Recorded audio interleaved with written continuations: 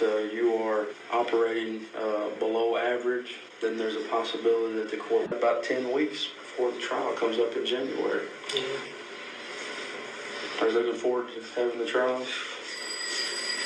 For a little bit, not much. About 10 weeks before the trial comes up in January. Are you looking forward to having the trial?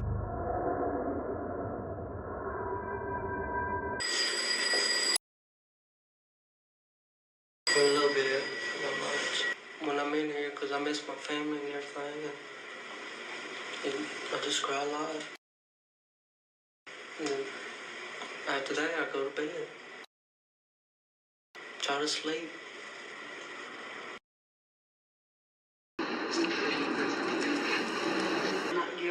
If I could twitch my nose to do that, I've been gone a long time. We've been praying to God for you. They tell me, how come he always keeps his head down? Well, we don't Because I was told to keep my head That's down. right. Gentlemen, in the audience, I want to discuss the people known as Ronnie Schlimmer and Tara Gassett. So what is funny is that the name Schlimmer comes from the German word for the worst. Look up on the internet the German word for the worst. So I get several different things every time I look it up. But I believe that the last name Schlimmer is derived from the German word for the worst. Almost like a joke. So I think Ronnie Schlimmer is affiliated with the family known as the Cables in New Milford. They have a bad reputation of being something like a cult-like family that's been accused or has admitted to being inbred, practicing having sex with members of their own family. And there is a lot of rumors about the Cables. So I think that Ronnie Schlimmer is affiliated with the Cables out of New Milford, Connecticut. So Ronnie Schlimmer now goes by the name of Rodney Stubbs and lives across the street from my ex-wife and 2 daughters. So the Cables have ties to the U.S. government and the U.S. military.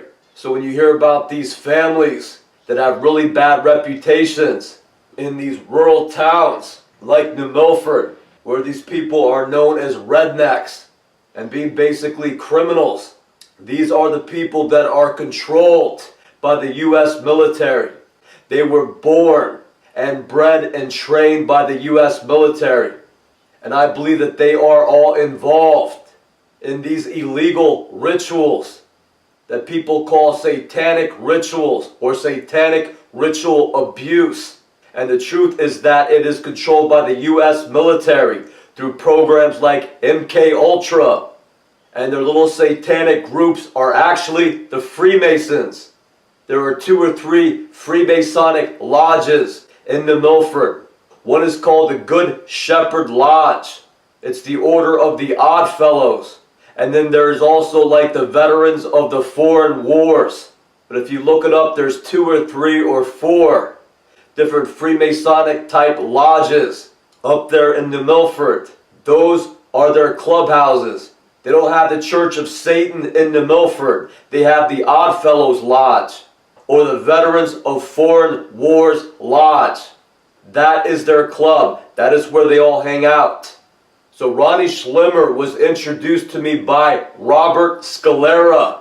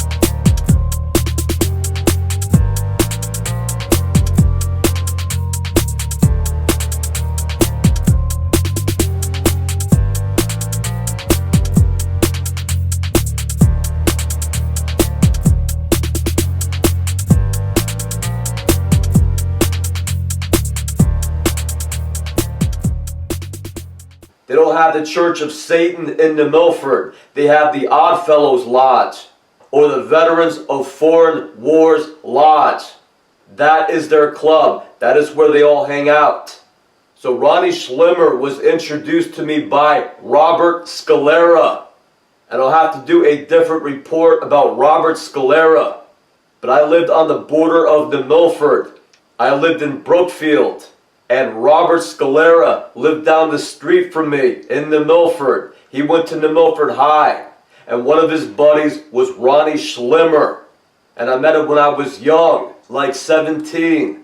And at that time, I sold a little bit of weed to my friends. I never made any money off of it. But I managed to get extra and then sell it off to my friends. Just selling little dime bags when I was like 17. And that is how I met Ronnie Schlimmer. The kids in New Milford like to smoke weed. So about 5 years later, around the year 1997, I am working at Danbury Ambulance in Danbury, Connecticut as a wheelchair van driver. And I live with a person named Kim Smith. And Kim Smith is also an agent of MK Ultra and has been brought up by a family who are much like the Cables. But she came across as a little angel of a girl. Just the sweetest, most quiet, sensible girl that you would ever want to meet. So I began to date her after meeting her at my job, and the two of us got a cheap apartment in New Milford. A 2-bedroom apartment. I think it was $650 or $700 a month. New Milford was always a cheap place to live. So somehow Ronnie Schlimmer pops up. He must have detected my signal somehow and wandered up to me in New Milford. Maybe when I was shopping at a grocery store. And he gives me his number. And he tells me that he has a girlfriend. And they have a 2-year-old daughter. And of course he still lives in New Milford.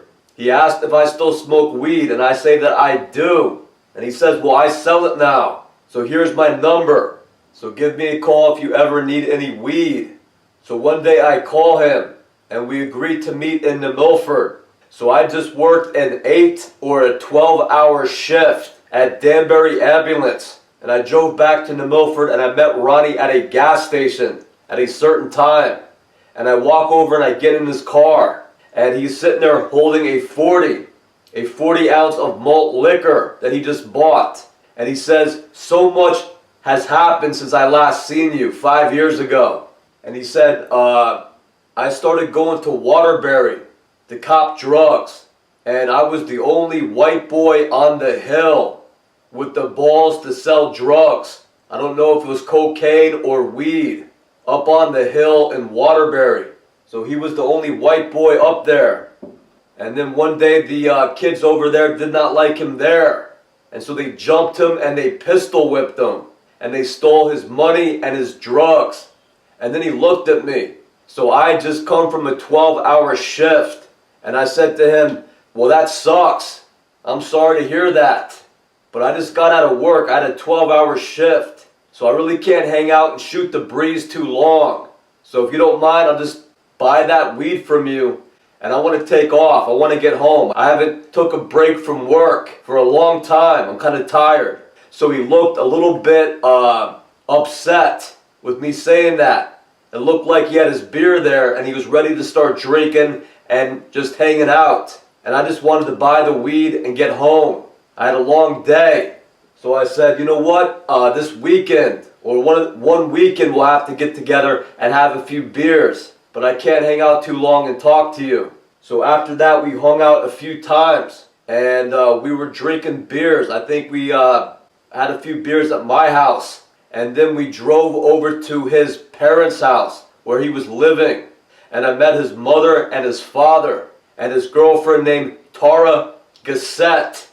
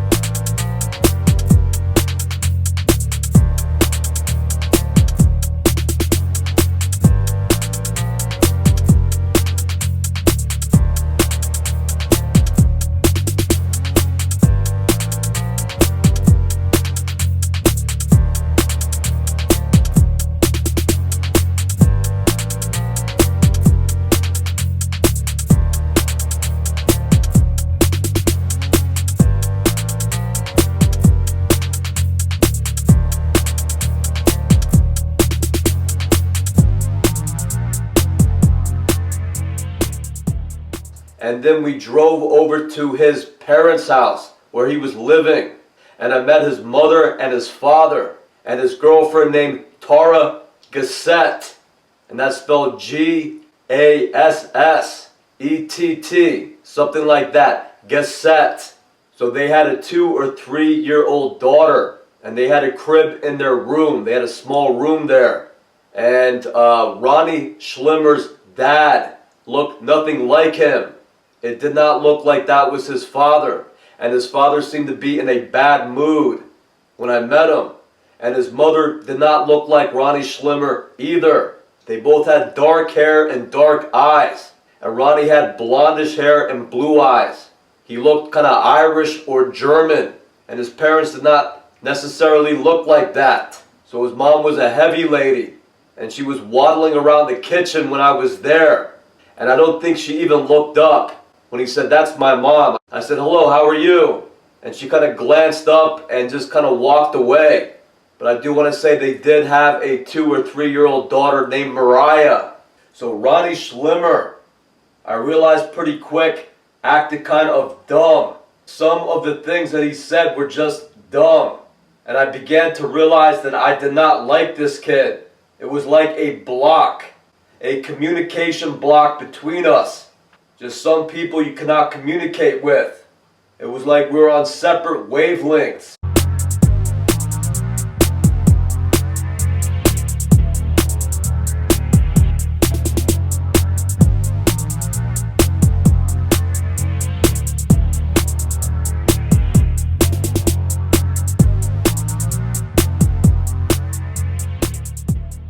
So occasionally Kim and I would call up Ronnie and ask if he had an eighth of weed that we could buy. And he said, "Yeah, I'll stop by in an hour or two with Tara and we could all hang out." So he would kind of invite himself over. So Tara and Ronnie would show up and it would be 8, 9, 10 o'clock at night. I had already worked an 8 or a 12-hour shift. I would work either an 8-hour shift or a 12-hour shift. So I really did not want company at night. But they would come over and they would sit there and watch TV. So I tried to start a conversation a little bit. We were all watching a dumb TV show. And I wasn't trying to be annoying and interrupt the wonderful TV show. But instead of having dead air in the room, I would try to bring up a conversation like during the commercials. So Ronnie sat staring at the TV the whole time. And at one point he says, "Damn, you ask a lot of questions." Which is kind of rude. If you invite yourself over to somebody's house and you're sitting in their living room and they try to talk to you a little bit but you are being dead quiet. So they ask you a question or two. To respond, "Damn, you ask a lot of questions," is kind of rude. And then his girlfriend Tara said, "I know, right?" Backing up Ronnie. So I felt like saying, "Well, if you don't mind, let's cut this short then, because I'm not too thrilled having you two in my living room watching TV with me. After I work 12 hours a day, I feel more comfortable coming back to my living room and being by myself. It's a little stressful having people in my house that I barely know, taking up my space and chain smoking cigarettes and watching TV. Watching a show that they want to watch and then refusing to say anything. To me, that's a little awkward. To me, that's slightly stressful. To me, that is not a social situation." So that was the way that they were. So that is the way that they are. So I did not necessarily like them. They reminded me of low-educated, antisocial, low-class people.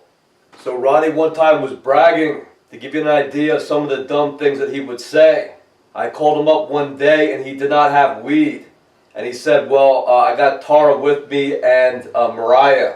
So why don't I drop them off at your house and they can hang out with Kim. And then you, myself, and my buddy named Rocky could take a drive into Danbury so I could re-up or get more weed."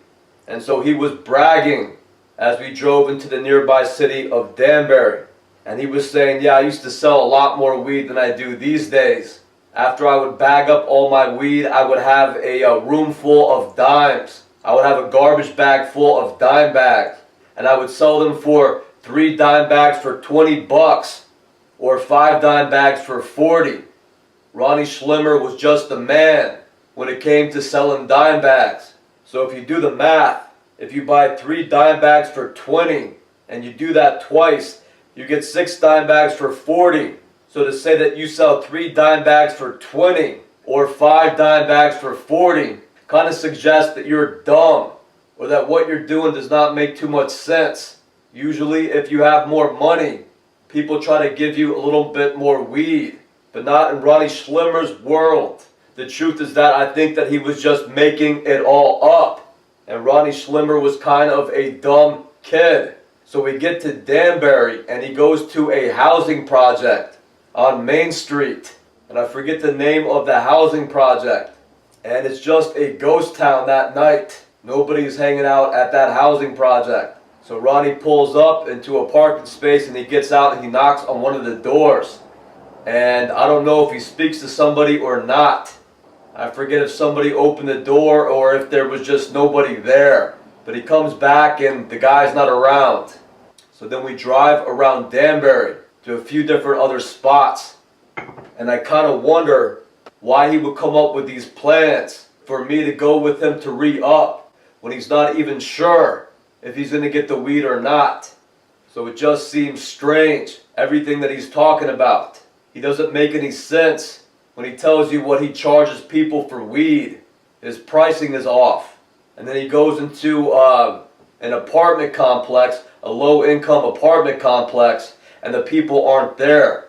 So he drives to a few different houses in Danbury, and they too are not there. So this kid that you just met, again, you knew him a little bit when you were younger. Why would you involve him with this? It's just more awkward, weird stuff for Ronnie Schlimmer. And it gets worse. So his buddy was named Rocky. And Rocky was even more dumb than Ronnie was. And when we get back to New Milford, Rocky is talking junk. And he says something about kicking my ass when we get back to my apartment. So when we pull up, Ronnie gets out of the car real quick and he goes up the stairs. And Rocky walks over and he starts talking more junk. I forget what he's saying. So I give him a quick punch in the nose. I don't try to hit him that hard, but I kind of punch him in the nose. And he looks shocked and he kind of holds his nose. And I say, "Are you alright?" And he says, "Yeah, I'm alright." And at that point, Tara and Ronnie came out of the house and they got into the car and they drove off. So I don't know of a better opportunity to tell you, but I think that guy named Rocky delivered a wood-burning stove from a company called Tree Huggers. They provide firewood, and he was one of the 2 men, one of the 2 young men that came to drop off that wood-burning stove and hook it up and take the old one away in 2016. So all of these kids are involved in the MK Ultra program through the U.S. military, and I am one of their targets. Certain members of my family have become their targets for one reason or another, going back many years.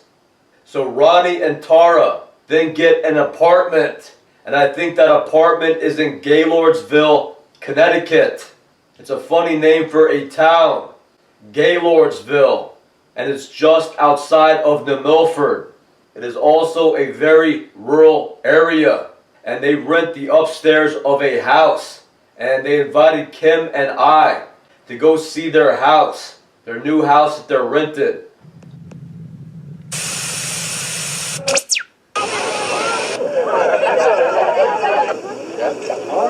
Hey Anderson, how you doing? Luke Radowski of WRC. I can't do anything. I just really quickly, just wanted, Thanks very much. Hey, sir. It's amazing to meet you.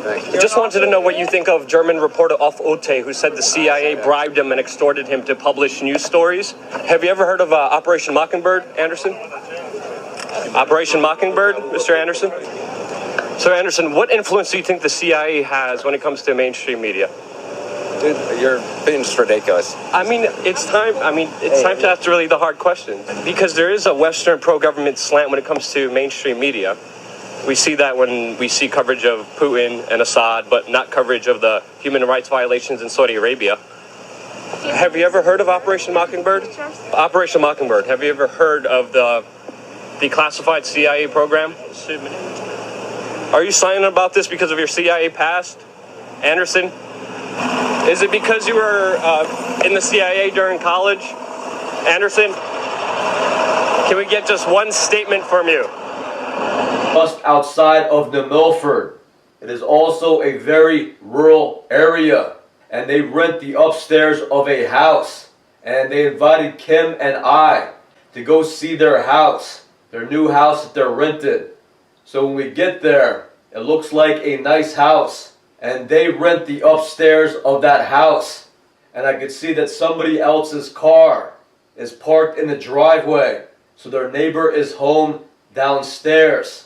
So we all go upstairs to their apartment, and supposedly Mariah, their young daughter, is sleeping upstairs.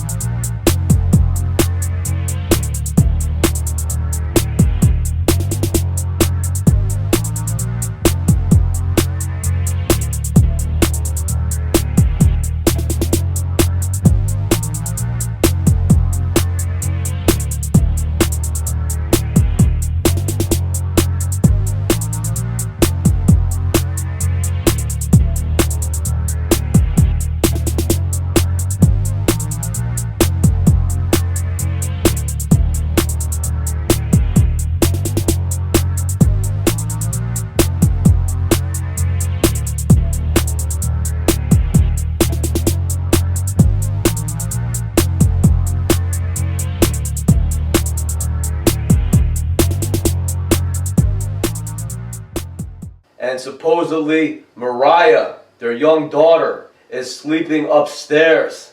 And Ronnie blasts his stereo. He starts blasting something like DMX, rap music. And he blasts the stereo so that it is turned all the way up.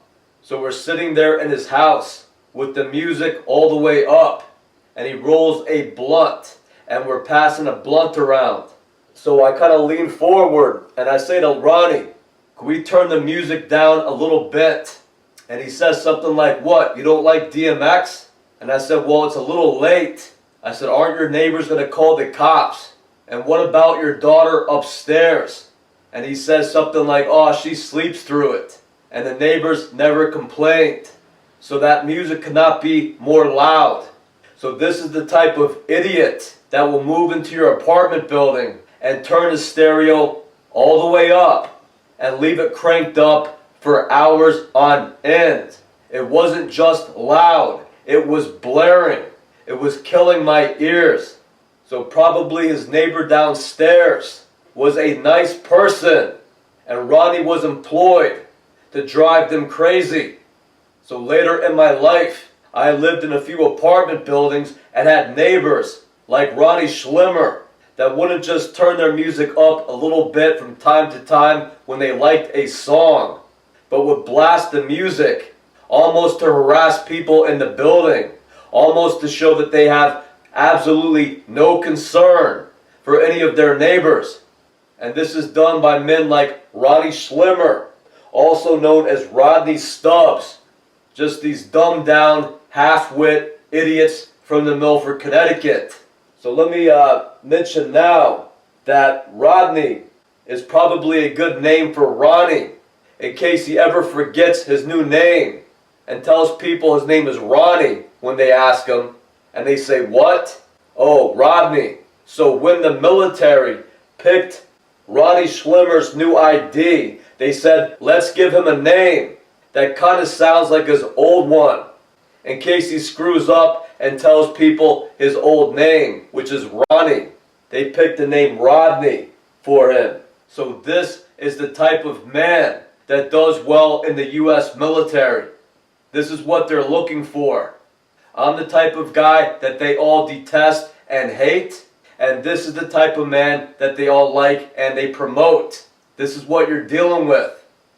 After his time in the Keene, New Hampshire area, they could take Ronnie Schlimmer, also known as Rodney Stubbs, and they could put him as the head of a Fortune 500 company. He could go on to be your state senator, because that is what the U.S. military likes to promote. These dumbed down idiots that they can completely control. So we hung out at Ronnie and Tara's new place for an hour or two, and the whole time he had to blast the music.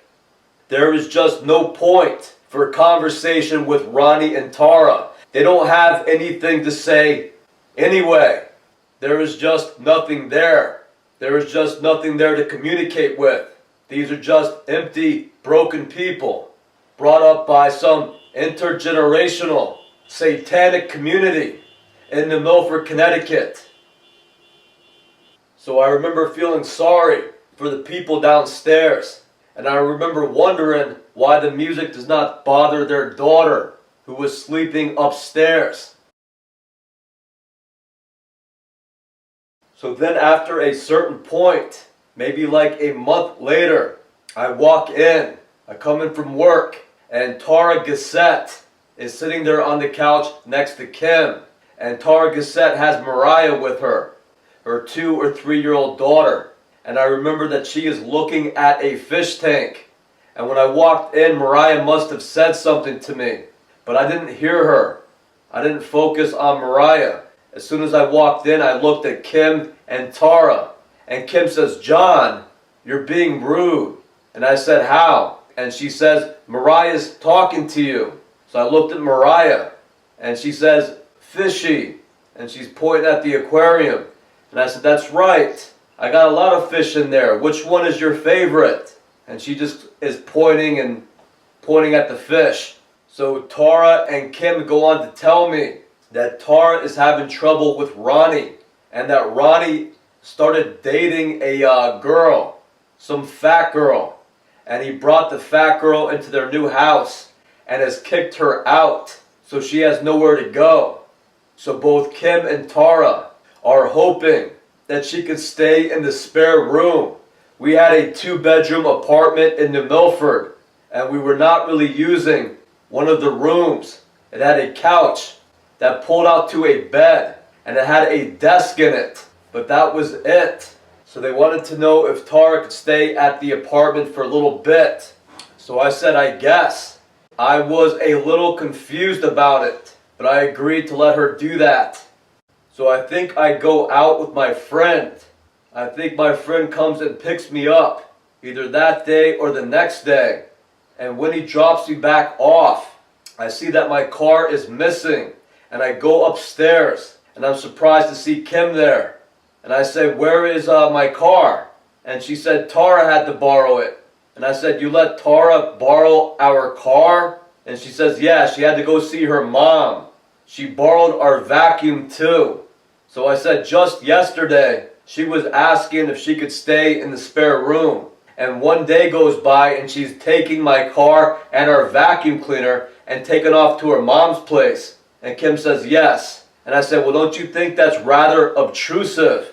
Don't you think that's too much to ask if you could stay at somebody's home? And then the very next day, you take their vacuum cleaner and then take their car and you take off to go see your mom. That's quite a little spoiled brat. That's somebody who's going out of their way to alienate the people that they are staying with. So I said, when she comes back, tell her, I don't want her taking the car anymore, or the vacuum. And if she's going over to her mom's house, maybe she could make arrangements to stay at her mother's house until she makes up with Ronnie. Now this is the bad part. Tara was pregnant. She told everybody that she was pregnant with their second kid. So Ronnie and Tara have a 3-year-old daughter named Mariah. And Tara is supposedly pregnant with their second child. And Ronnie kicks her out of the apartment and moves some fat girl in that he just met. And Tara wants to move into my house and then borrow my car and my vacuum cleaner like she runs the house. This is a girl that I barely know. I barely know these people. So I think that this is something of a setup. I would not be surprised to find out that possibly they wanted me to sleep with Tara, who was going out of her way to act kind of like she was my girl. Act like she owed me something. Because when she got back, she asked if I could get her and Kim something to drink, because they were both 17 or 18. I think they were both about to turn 18. And I had just turned 21. So they asked me to go get them something at the liquor store. So I bought them what they wanted. And they're drinking. And after a while, they both walk in and they're acting drunk. And they say to me, we already had sex with Ronnie. And they're laughing. Do you believe us? We had a threesome with Ronnie. And now we want to have a threesome with you. And they're laughing hysterically and acting like idiots. So honestly, I don't take them serious. I think they're just being idiots. I think they're being silly to be funny. So of course I do not go into the back room. They're in one of the bedrooms, drinking and laughing. And I think that they're just being idiots. So I kind of laugh it off. But of course I do not follow them back into the room. So I'm pretty sure that they wanted me to have an affair with Tara. And I don't think that Kim would mind at all. So quite possibly if Kim was not getting pregnant, for some reason Kim was not getting pregnant. We lived together for 5 years. And she was on the birth control pill but then ran out. And she did not ever get more birth control pills. And we had sex for years on end, for 4 or 5 years, a few times a week, almost every day. And she never got pregnant. So I would not be surprised if Kim was infertile and they wanted me to try to impregnate Tara. And she was lying when she said she was already pregnant. And that was a way to tell me that I'm already pregnant. I'm not showing yet. You don't see my belly sticking out yet. But I am pregnant. So if anything happens between us, what's the worst that could happen? So I guess she decided to go look for a job around the Milford. And this next story made me kind of feel sorry for her. This next story kind of made me feel sorry for Tara Gissette. So she was walking around the Milford getting applications. And she got one for CVS. And she had told us that she did not have much work experience because she was only 17. She was just at a high school. And the only thing that she did was kind of help her mother. And her mother was a maid for a bed and breakfast inn somewhere in that area. And I said, did you help your mother clean the rooms? And she goes, not really. At night when we would go into rooms and turn down the bed and leave a chocolate on people's pillow.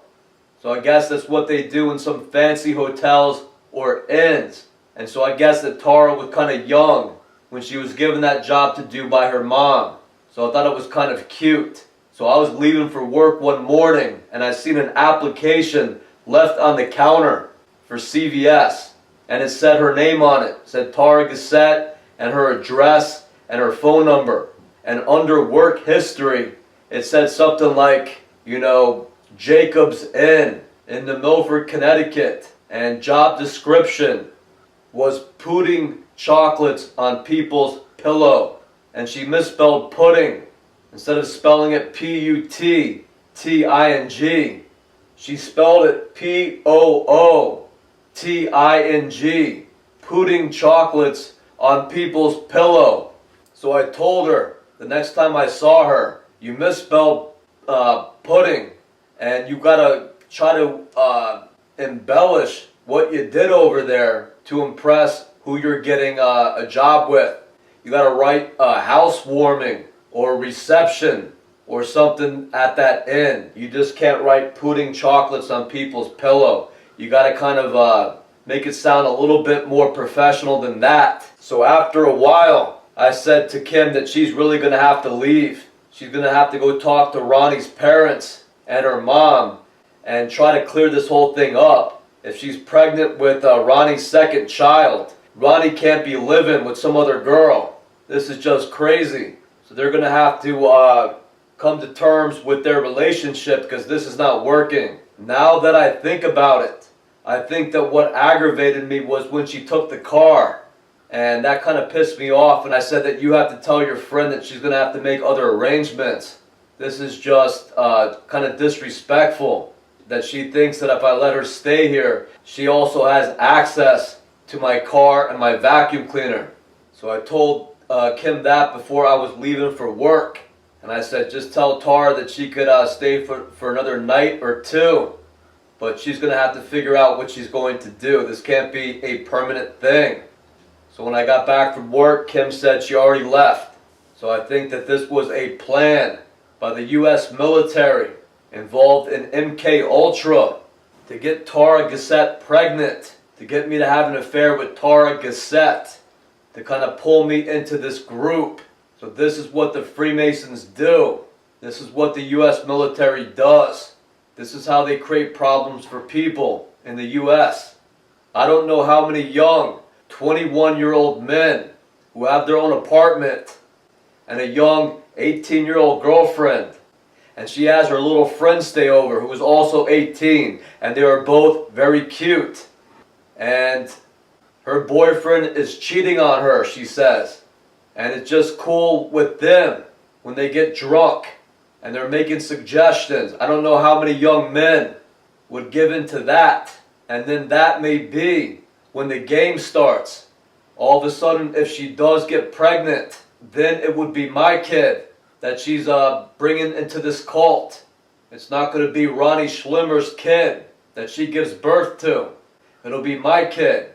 And those of you with children could understand how that is dangerous and how that is downright evil. To take a little you and give it to one of these 18-year-old slaves of this secret society military network that will end up abusing this kid or even killing this kid, and that kid is you. So that's the worst. And that will not dawn on people unless they have kids. They just don't think about it, and they don't realize how evil this network is. That is why they like dumb people. They like dumb, uneducated people because they are easy to control. Another game may be that Ronnie shows up enraged. He's not having an affair at all. Tara is lying. It's Tara that has broken up with him. It is Tara who is cheating on him. And she's staying over here and you're having sex with her too? Well, he just might take his gun and shoot you. He just might get the entire Cable family and decide to jump you one day when you're walking down the street and drag you off into the woods.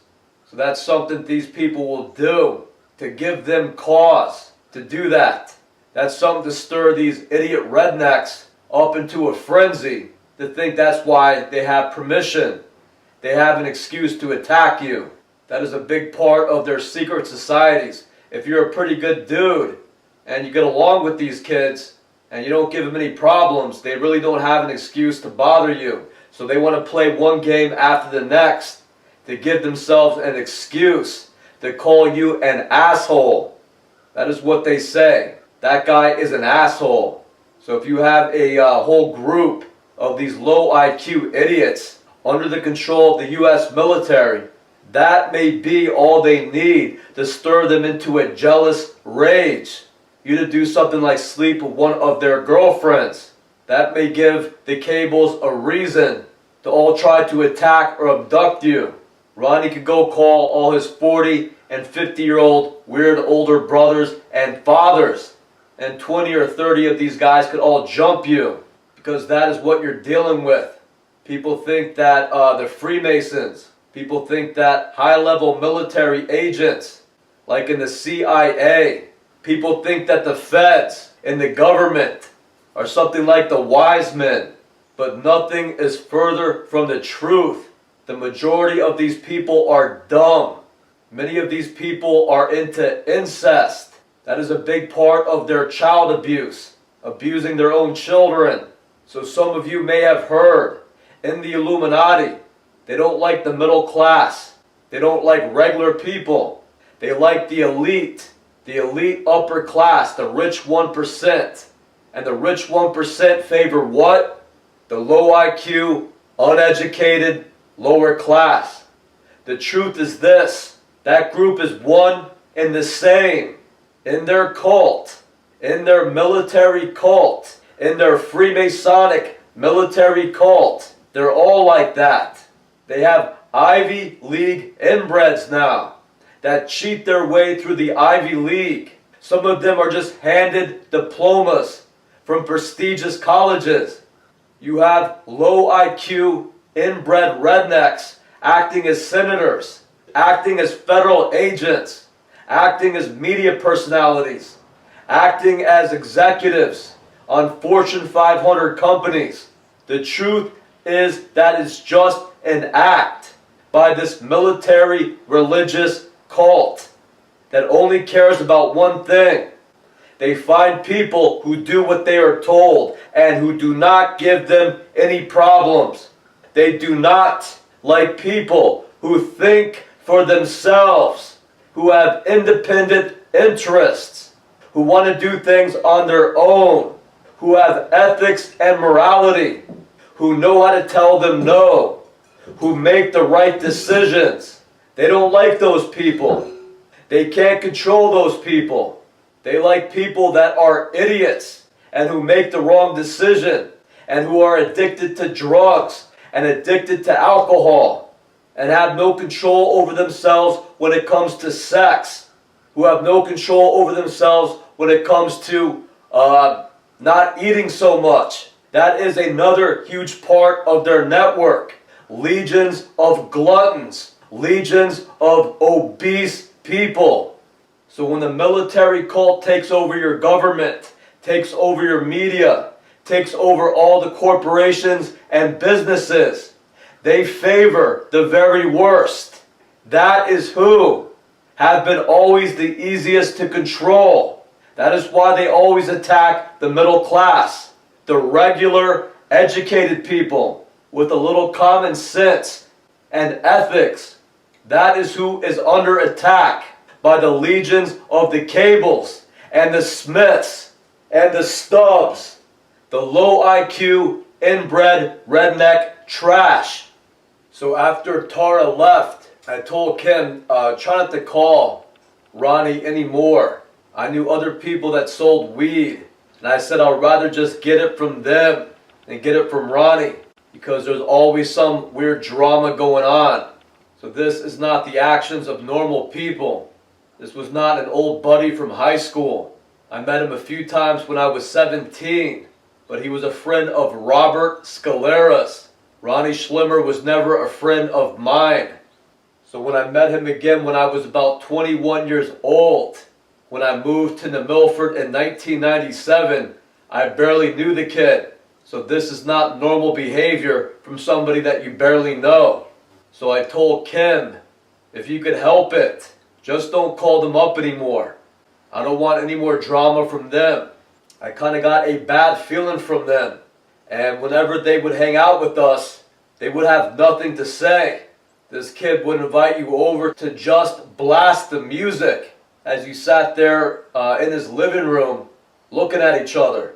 So there was some sort of mental block between me and the Schlimmers, between me and the Gassettes. So we stayed in the Milford for I think 2 years, a little over 2 years. And Kim and I wound up buying a condo for 80 grand in Brookfield. It was right off of Federal Road in Brookfield. So we moved into that condo around 1999. And a few months later, Kim tells me the good news. Ronnie Schlimmer and Tara Gassett have also moved into the condominium.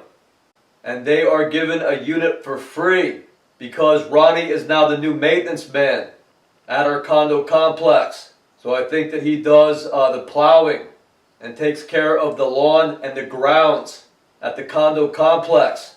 So I thought that that was kind of a little odd, to say the least. It was quite a coincidence, in my opinion, because after I started hanging out with Kim, after I moved in with Kim, I would go to work, and for the most part, I would hang out with Kim during my free time. Once you move in with your girl, you quit wanting to go hang out in the bars with all your friends. That was the whole point to me going to bars, was trying to pick up a girl. So once I got one, I don't really want to go hang out with my old friends that much. I would see them from time to time, but after work I would just want to go home and hang out. So I did not hang out with too many people around 1997 and 1998. The only people I knew in the Milford was Ronnie Schlimmer and Tara Gassett. So I thought it was pretty rare that after everything that happened, and after Kim and I moving into that condo complex, Tara Gassett and Ronnie Schlimmer move into that exact same condo complex. It's a setup. Again, it's arranged by the U.S. military. So Tara begins to talk to Kim, and Kim tells me, you know, Tara feels like a little bit bad that we didn't hit it off better in the Milford. Ronnie really likes you. He wondered why you guys didn't become better friends. Ronnie wants to know, was it something that he said? And I think that Kim would say, well, Tara always wants to know why John doesn't want to hang out with us. And I said, well, I hope that you could explain to them that I'm not really that social now that I'm getting older. For the most part, after work, I just like to hang out at my house. I'd also began writing, and I wrote a series of short stories. And I was trying to send those to different horror and science fiction magazines that would pay contributing writers a little bit of money if they were to accept a story. So that is how I like to spend my free time. So after working a 50 and sometimes a 60-hour work week, I didn't want to hang out too much. So I tried to explain that to not only Kim, but also to Ronnie and Tara, who seemed to kind of continue to ask, what's John's problem anyway? Ronnie wants to know, was it something that he said? Ronnie is putting in a bar, and he also has a pool table. So they want to invite us over for a party at their place. So I think we hung out maybe 7 or 8 times. So I want to mention that I do not remember seeing Mariah for quite some time. I guess Tara would say that her mom or Ronnie's mom would usually watch their kids. By this time, I guess the second one had been born. So when we went to go visit Ronnie and Tara at their new condo, I noticed that they had a crib in their room, and they had a second bedroom that looked like a bedroom for a little girl. And I think they had a plaque on the wall that said Mariah Gassett. I think she kept her mom's name and the date of her birth and her weight. But I do not remember seeing their kids. Their kids were never there. So I think we hung out maybe 7 or 8 times. And once or twice, Kim and I brought over the pill called ecstasy. And if you can't get along on ecstasy, everybody has a serious problem. So I remember a couple or once of the more relaxed and peaceful times that we had hanging out together was that we were hanging over at their house and we had all taken a pill of ecstasy. And everything was pretty relaxed and comfortable. So I guess possibly the people that control Ronnie Schlimmer picked up on that. The people that control Tara Gassett picked up on that. Because I tried my best to explain to them that after I get done working a 12-hour day, I don't want to hang out with anybody. And I'm trying to get some extra money by getting some of my stories published. I'm hoping to become a writer. But I will hang out from time to time. So the people that control Ronnie Schlimmer and Tara Gassett may have picked up on that and decided to arrange something else. So one time they invited us over. This was the last time we hung out. Ronnie and Tara invited Kim and I over. And again, their daughters were not there. And they had a friend named James, who was a short, fat, black dude. And he had exactly 0 personality too. This was Ronnie Schlimmer's good buddy. A guy that had even less to say about life than Ronnie Schlimmer did. So nobody was more quiet in the world than this guy James. So at some point James decided to go to sleep. I guess it was getting kind of late, and he went to the spare bedroom and went to sleep. I think Tara or Ronnie said that one of their parents were watching their daughters. So Ronnie begins to blast the music, again to the point where it is so loud it is blaring. The speakers are almost distorted, and he's blasting rap. And Tara's kind of drunk. We're all kind of drunk. And Tara walks over to me and she hisses. She kind of gestures for me to lean over. And she hisses at me, "I hate Ronnie so much. I hate him so much." And so I begin to argue with Tara. I honestly forget how I respond, but I try to argue with her about bad-mouthing Ronnie. So we start to argue. So Ronnie is in the other room playing pool. So I do not know how he hears us arguing with this music blasting. So this is why I think it's another setup. Tara comes over and says something to me. I start to argue with her, and I think she starts to raise her voice and yell at me. And then Ronnie comes in and he charges directly at me and he jumps on me. And I remember falling backwards into the garbage can, and I'm struggling to maintain my balance, and I grab back hold of him and I pick him up around his hips, around his waist, to get his legs off the floor, and I kind of walk with him and I slam him down on the carpet right in front of the sliding glass door to get outside. And then I start kind of raising up while holding him down. And he's covering his face with both of his hands. And he's also trying to spin around on his stomach to try to get up. So I'm kind of grabbing his arms and trying to pin him. So all of a sudden I feel somebody's fingers scratching my eyes. So Tara has run up behind me, and she is taking her fingers and trying to scratch out my eyes while I'm trying to hold her boyfriend down. And I let go of his arms to pull her fingers away from my eyes. And he jumps up and he jumps back on me. And I start struggling and fighting him again. And again, I pin him. And as soon as I pin him, Tara is back trying to scratch at my eyes. So I'm not trying to hit him. I'm not trying to inflict any damage by knocking him out. For the most part, I'm trying to subdue him. And every time I get on top of him and hold his hands down and pin him down and tell him to knock it off, his idiot psycho girlfriend is back scratching at my eyes so he could jump up and try to get the upper hand again. So I'm trying to end the fight by subduing him and pinning him on the ground and saying, "Knock it off." And I am being prevented of doing that by Tara Gassett. And Kim Smith, I think, pulls Tara off once, but for the most part she is just standing there looking hysterical, not helping very much, because this happens 3 or 4 times. Every time I try to subdue Ronnie, I got this idiot Tara trying to rip my eyes out. So I think Kim pulls Tara off once and then just lets her go, because Kim is another agent of this program. So I guess I am lucky, and I want to thank my higher power that Ronnie's friend James and whoever else may have been in the area didn't all decide to run in and jump on me much like Tara, because maybe I would not be here today if the military all got a hold of me that night. So maybe the music blasting kind of defeated their own plan. Maybe James had passed out pretty good, but I would not be surprised if their plan was to have James and a couple other guys in that area to come to Ronnie's aid after Ronnie attacked me and I was subduing him. So the fight ended once again with Tara scratching my eyes.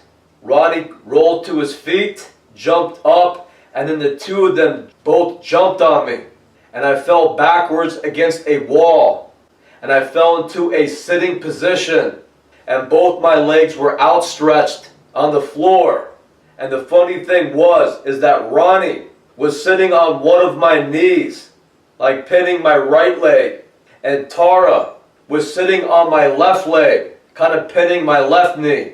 And the two of those kids were both using their hands, and they were punching me in the face, doing hammer punches, like two kids throwing a temper tantrum.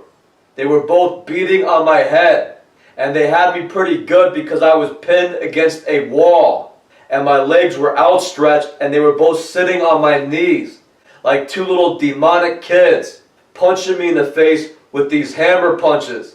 So after this struggle, Ronnie had lost much of his strength. And I'm no stranger to getting into fist fights. I don't try to brag or talk about fights too often because they only get people in trouble. But their punches didn't faze me. So after a second, I just looked at them. After a second, I just looked at them like, what are you, crazy? Can you even see how you look right now? You're attacking me with your little idiot girlfriend over here.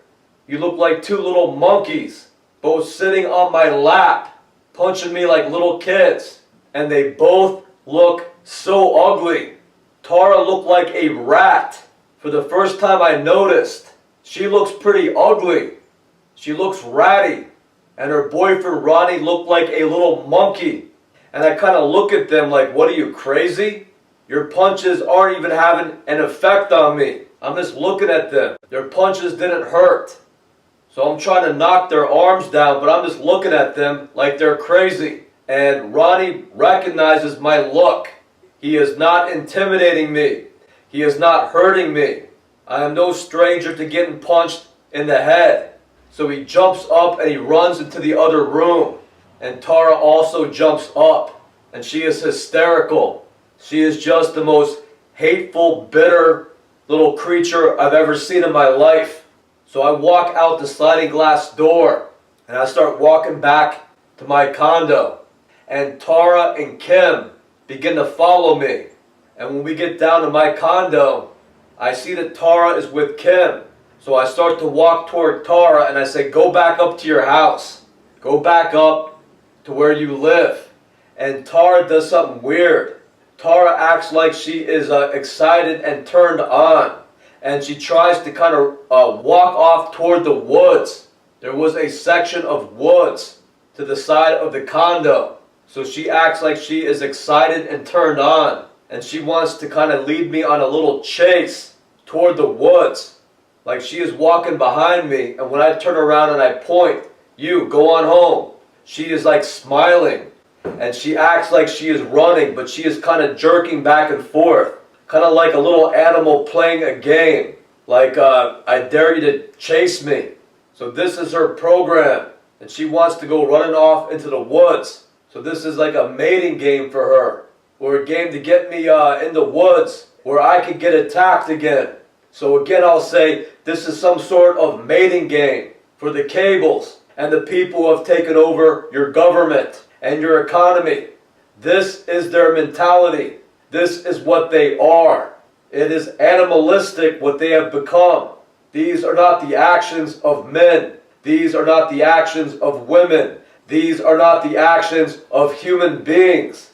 These are the actions of subhuman creatures. It just doesn't get more primitive and weird than this. I guess it does. I guess this is just the beginning of their depravity. All I have to do is go running after little Tara out into the woods for me to see their true side. This is their tame side. This is their good side that they're showing me. If I were to see this cult's bad side, I would not be here today telling you about this. So when you hear stories about the cables, about the Gessettes, and about the Schlimmers, these are your elite. This is your shadow government. This is who and what is chosen by the CIA and the English military as they choose to promote certain families in the U.S. This is what they're promoting.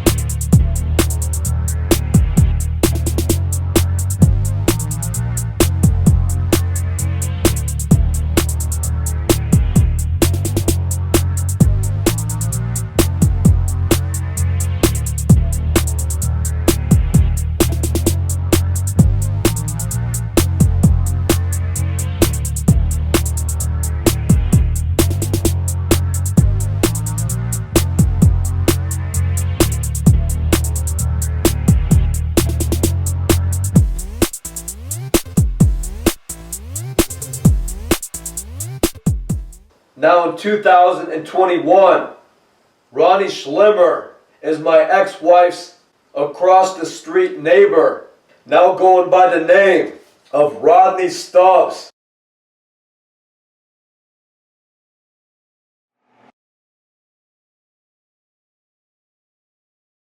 These are the families that they are controlling and endorsing, and these are the people that they are moving across the street from my ex-wife and 2 daughters.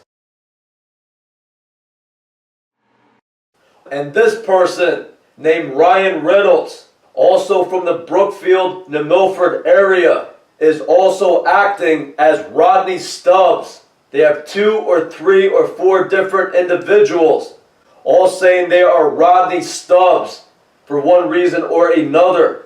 And the U.S. government and the U.S. military is making sure that they live across the street from my ex-wife and 2 daughters. So after you have heard about Ronnie Schlimmer, do you think that the military is putting him there for any benevolent reason? Or do you think that much like his name, Ronnie Schlimmer is the worst?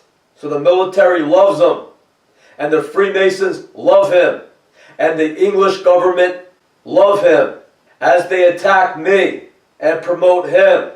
So I will remind you, because the Flower of Life Part 2 has been taken off of my YouTube channel.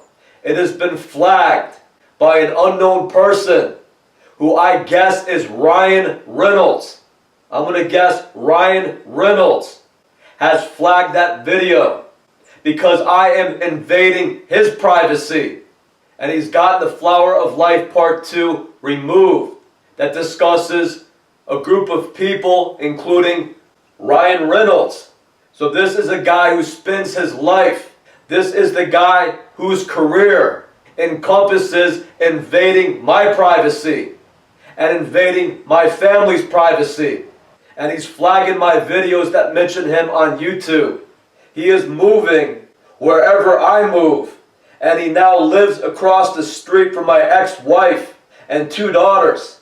And he walks over to their house whenever he wants.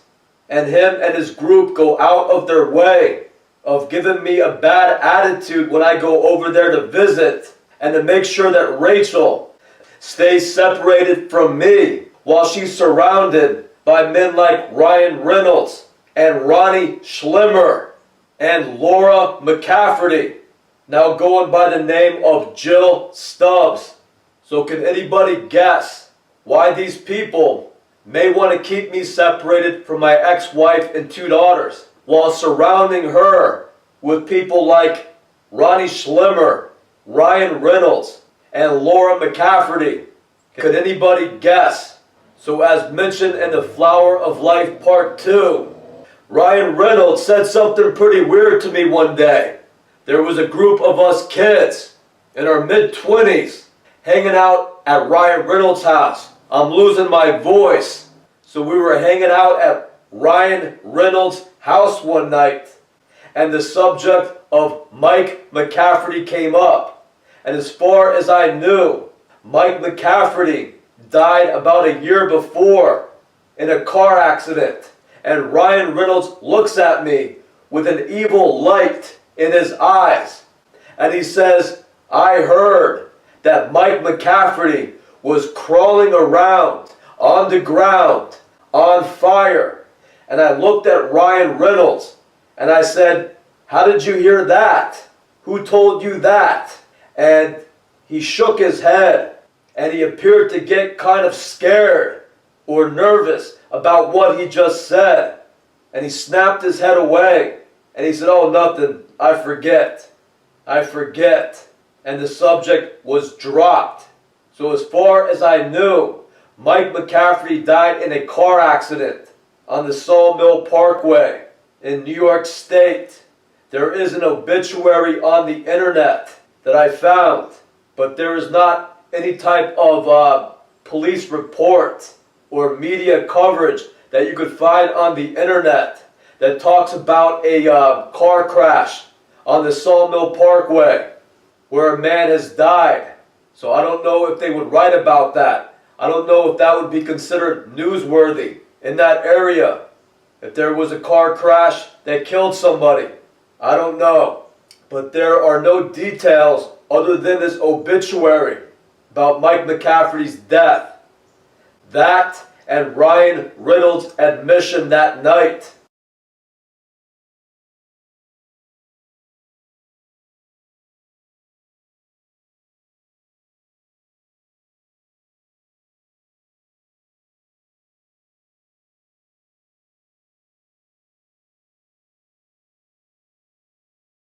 So I think it's pretty ironic that Ryan Reynolds, along with Ronnie Schlimmer, both play the role of Rodney Stubbs. And Rodney Stubbs is married to a Jill Stubbs. And Jill Stubbs has a Facebook page with no photographs on it besides of horses. She is into horses. So she has a handful of photographs of horses, but not a single photograph of herself. However, Jill Stubbs is this woman, Laura McCafferty, who is supposedly Mike McCafferty's mother, as presented in the Flower of Life Part 2. After looking up Mike McCafferty's girlfriend named Kelly Marsh, also known as Kelly Laughinghouse, after looking her up and finding their daughter, Mike McCafferty, and Kelly Marsh's daughter, named Taylor McCafferty, I found her grandmother, Laura McCafferty's Facebook page. This is a photograph of Laura McCafferty, and this is the same person as Jill Stubbs. This is a woman that I saw at my kid's basketball game. I had plans to bring my ex-wife and my daughters out for pizza after their basketball game. But Jill Stubbs walked over. Rachel and her walk over. And Rachel says, I'm going to get a ride with my neighbor, Jill Stubbs. So you don't have to worry about giving me and the girls a ride home, because Jill Stubbs is just so nice. Of course, Jill Stubbs wanted to prevent me from taking my ex-wife and my two daughters out to get something to eat after their basketball game. But what Jill Stubbs actually did was allow me to get a very good look at her and realize later that this is the same woman as Laura McCafferty. I also saw Laura McCafferty and Ronnie Schlimmer, also known as Rodney Stubbs, pull up into my driveway. So Rachel was sick. My ex-wife, Rachel, was sick. And she had sent Eliza, my older daughter, out with the good neighbors, the Stubbs, to go Christmas shopping last year. It would have been Christmas of 2020. So Eliza wanted to stop by at my house because she had some money in her room over here. And she was going to the Manchester Mall, I believe, or to the outlets with Rodney and Jill Stubbs. They're across the street neighbors to go Christmas shopping.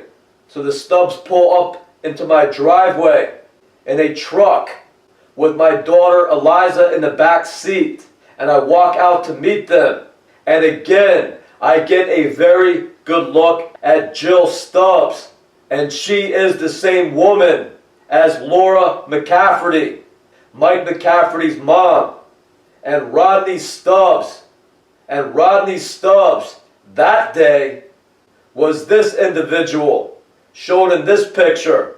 And this person is believed to be Ronnie Schlimmer. So Ronnie Schlimmer and Laura McCafferty pulled up into my driveway in December of 2020 when Rachel sent our older daughter with them to go Christmas shopping. So I'm pretty uncomfortable with the fact that Ryan Reynolds says that Laura McCafferty's son, Mike McCafferty, is crawling around on the ground on fire. And then he grows uncomfortable with what he just told me and gets quiet. And now Ryan Reynolds lives across the street from my family, going by the name of Rodney Stubbs. Both Ryan Reynolds and Ronnie Schlimmer both play the role of Rodney Stubbs. And they're there with Laura McCafferty. So these are the type of people that the U.S. government arranges to live across the street from my family.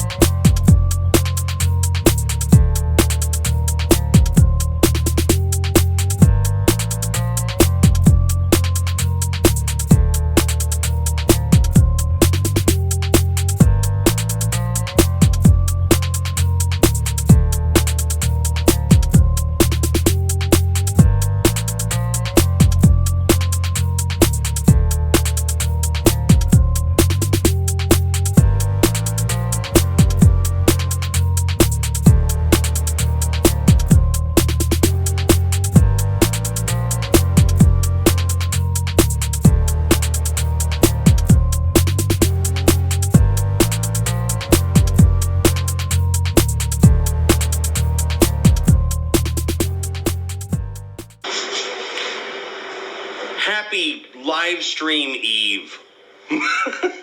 Nose rolling down the highway in a vest with a patch on the back that says, "I'm not in a car." Yeah, we know that. We can see. You know, it's just stupid. It doesn't mean anything. And all it is sort of thumbing your nose down at people who are in clubs.